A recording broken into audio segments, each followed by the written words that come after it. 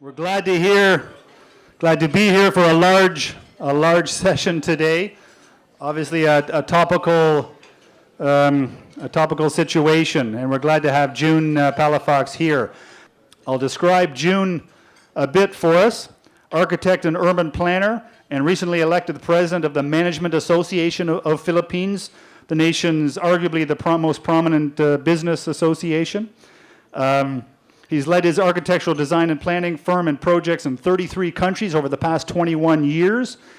And a bit of a history, but he started he was a former seminarian, so becoming an architect was a second choice to being a priest, which is interesting, and a lay minister. He was the first Filipino architect in Dubai. This was years ago in the 70s perhaps, or maybe earlier, when Dubai was a fourth world country.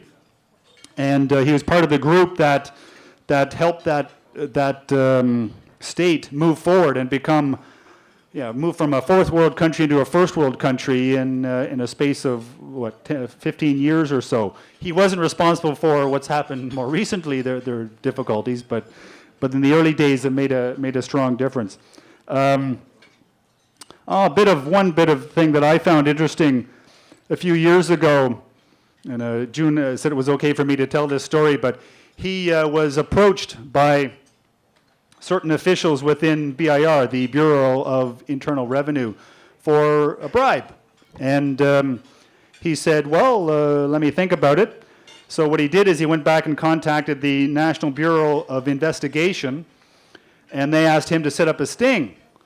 And at great personal risk to himself and his family and so forth, but he had supporters, but great personal risk, he did so. And it was, I think, the only time this has happened where a senior official has went to jail for 7 years. This individual went to jail for. Received front page news a few years ago. I think according to Jun, according to me, there would be very few individuals, Filipinos or expats, who would do such a thing. But he felt strongly about what he says, walks the talk. So, his firm, World Agriculture magazine ranks his firm as one of the top 200 in the world. It was the only Southeast Asian firm included in their list of top 200. This is a London-based organization. Winner of People of the Year award from People Asia magazine. He's obviously a prominent fellow here. These are two magazines from just the past 2 years where his smiling face is on the front cover as the feature of the edition. So please, may I welcome Jun Palafox, architect and urban planner of Palafox Associates.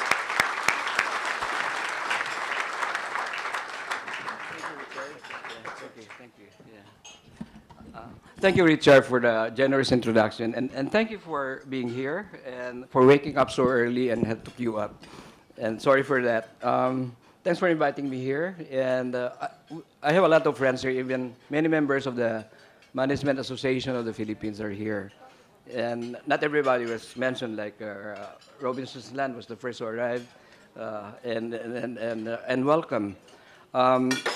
It's an honor and a privilege. I hope I'll be able to deliver what your expectations are. I was asked to talk about urban planning, architecture, and real estate development, addressing the disasters. Can we start from the start? Maybe I start with the good news. I just came from 2 weeks ago, Macau. Hosted the Asian Association of Management Organizations. So I represented MAP in the country. And a pleasant surprise for me, a Japanese expert resource speaker, he announced to the Asian management organizations that the Philippines by 2025 will be number 19 in the world's economy. number 19 by 2025. Then by 2050, we'll be number 17 in the world's economy. And we'll be overtaking countries like Malaysia, Singapore, and so on. And provided we have good governance and address corruption. Yeah, these two things. And it was a pleasant surprise for me because Japan would slide down. Number one would be, if I remember it right, by 2025, they're still number 3. But 2050, Japan will be number 6.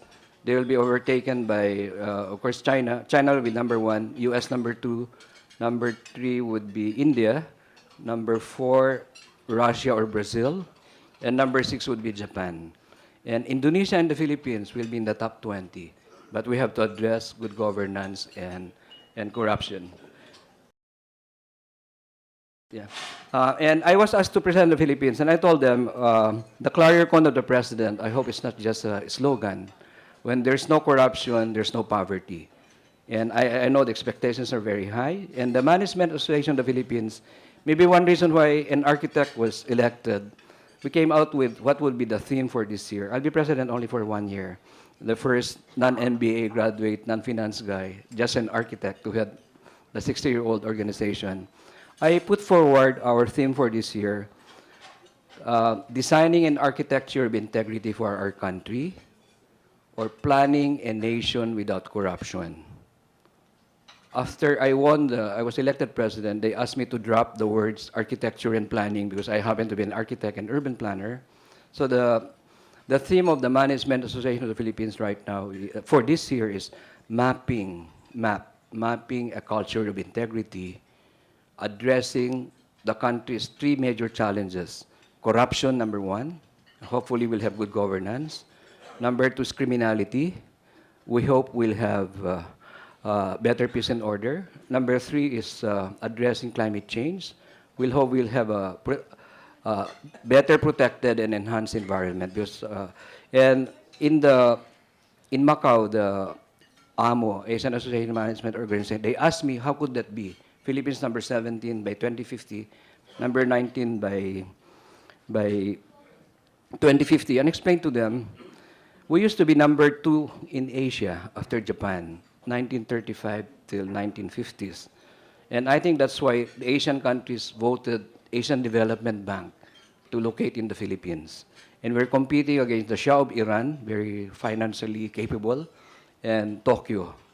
And I was told Tokyo, Japan agreed only to have ADB located in the Philippines because Tokyo is the biggest donor, provided the president will always be Japanese. So the rest of the world had confidence in the Philippines. And we are 400 times, the land area of the Philippines, 400 times the size of Singapore. We are 350 times the size of Hong Kong. We are 8 times the size of Taiwan. We are 3 times the size of South Korea. And if you look at the map of the world, we are, many centuries ago, the center of trade and commerce was the Mediterranean. And then the last century was the Atlantic Ocean. This century, Bill Gates said, is Asia Pacific, and among other experts. And if you can see the map of the world, rotate the map of the world, the Philippines is right smack in the middle of the region, Asia Pacific Center. And it's no wonder we were the hub of Spanish Europe for about 350 years. The British and the Dutch tried to, I think the British ruled us for 2 years, then 100 years by the Americans. And we were the hub of the Americans for about 100 years. And you can see all the influences we have now. And we're right geographically in the strategic center, if you rotate the map of the world. Unfortunately, most of the maps of the world are edited in Europe and the US, so we're made to be in the Far East.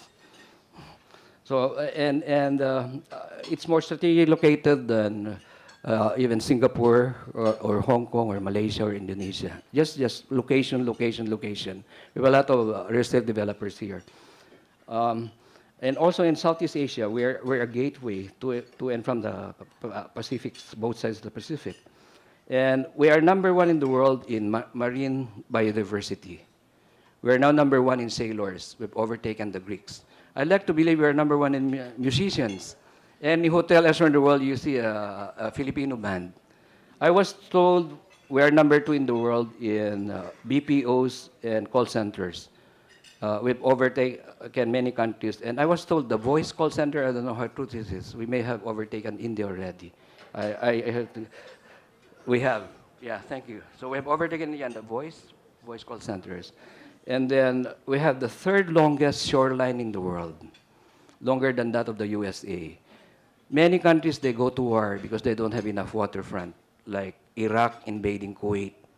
And the two world wars, some countries wanted more waterfront of the Atlantic Ocean. And in Dubai, I was an urban planner in Dubai from 77 till 81. Dubai only had 70 kilometers of waterfront, and they were all sold out. So Sheikh Mohammed had to do the Palm Islands to lengthen the waterfront of Dubai by 2,000 kilometers more artificially. And we have that great development potential, but unfortunately, in some parts of our country, we treat the waterfront as like Pasig River, back of the house, not front door of development. We are number 4 in the world, I was told, in gold. We're number 5 in the world in mineral resources. We're number 12 in human resources, and the Filipino expat rate is the preferred employees of kings, queens, sheikhs, royalties, developers, schools, colleges, hospitals, cruise ship, what have you. And we have all these advantages, and I have a long list. But what happened? Corruption, criminality, and climate change. And we really have to address this head-on and seriously. And criminality, Management Association of the Philippines, we created 25 task forces as counterpart to government agencies, so we can be more proactive. Like we have a big group, anti-corruption group, and one of our members is the mission head of the USAID against corruption. And for 43 years, he was an expert against corruption in Latin America. And he was telling me that in Latin America, politicians, just like some of our politicians here, sometimes the one putting forward laws against corruption are just camouflaging their corrupt practices. And some of those legislators who put forward environmental protection are actually beneficiaries of illegal logging. And those who are putting forward, this is Latin America, and that it may be happening here, putting forward, again, anti-drugs may be actually beneficiaries of drug trafficking. And criminality, I just found out that 70% of our policemen are squatters. How can you address criminality when 70% of your policemen are squatters? About the same percentage our soldiers are. So yesterday I was invited by the military to give a talk on best practices. And MAP, we spent $500,000 to train the Philippine Military Academy on value formation, the 7 habits of value formation. So we really have to look at the roots of the problem. Climate change, will be victims of, we are very vulnerable to global warming and climate change. So instead of just addressing mitigation, we were with the World Bank yesterday here, we should do adaptation. Like if you cannot relocate from flooded areas, maybe you just build houses on stilts, city halls on stilts, highways on stilts. Just allow flooding to go underneath. And we're planning that for Marikina and Cagayan de Oro. We build above the floods. My people put together 300 slides. We just reduced it to 194. So I'll do 8 seconds per slide from now on. Yeah, traffic, overpopulation, these are to address. Town planning, urban planning. I think we were exposed to the Western type of urban planning was introduced in the Philippines, 1521 to 1571. When Magellan discovered the Philippines. So we had the laws of the Indies that have been affecting our urban planning until now. Town plaza, it's good because at least every Sunday, every income class can come together in the town plaza and the church. And intramurus, inside the walls, where only the rich and powerful, the ilustrados and principalia of those days, live intramurus, inside the walls. And the peasants, the locals, the Sanglais, the Chinese merchants, the Indios, extramuros outside the walls.